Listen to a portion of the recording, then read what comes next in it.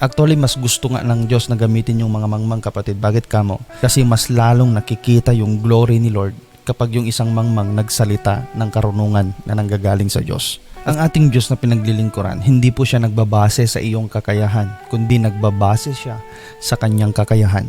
So ibig sabihin, kahit bata ka man, matanda ka man, may pinag-aralan o wala, matalino ka man o mangmang, sikat ka man o hindi, magaling ka man o wala kang alam, mayaman ka man o mahirap, kayang-kaya kang gamitin ng Diyos, kapatid.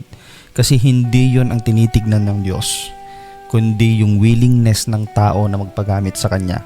Marami po ang magagaling, pero hindi po sila willing na magpagamit sa Lord. Marami po, kapatid, ang mga matatapang, pero sa iba ginagamit ang katapangan at hindi nagiging matapang pagdating po sa pagbabahagi ng salita ng Diyos. Sa halip, nagiging matapang sila sa paggawa ng mali. Marami po ang matatalino, kapatid, subalit ang kanilang katalinuhan, ginamit nila hindi para parangalan ang Diyos, kundi para parangalan ang kanilang sarili, para makamit ang kanilang mga minimiti, hindi para bigyang papuri ang ating Diyos ng tagapagligtas.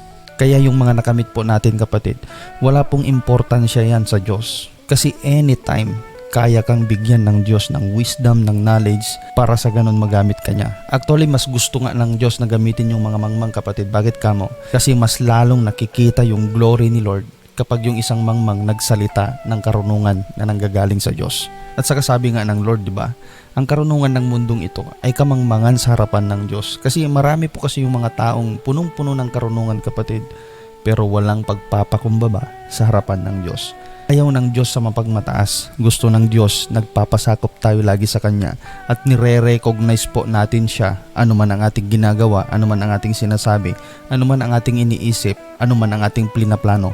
Dapat laging kasama siya. Dapat laging iniisip po natin kung paano po natin maparangalan ang Diyos sa lahat ng ating gagawin.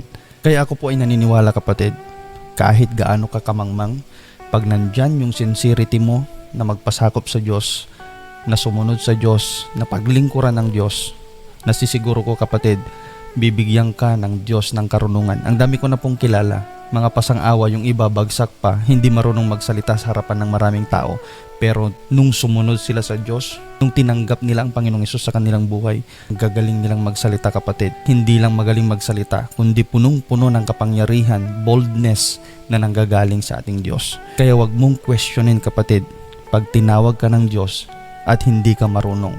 Sumunod ka lang. Ang Diyos na po ang magpupuno sa lahat ng kulang sa buhay mo. At ako'y naniniwala, kapatid, mas lalo mong mabibigyan ng parangal ang Diyos sa buhay mo. God bless you. Purihin po ang Diyos na buhay.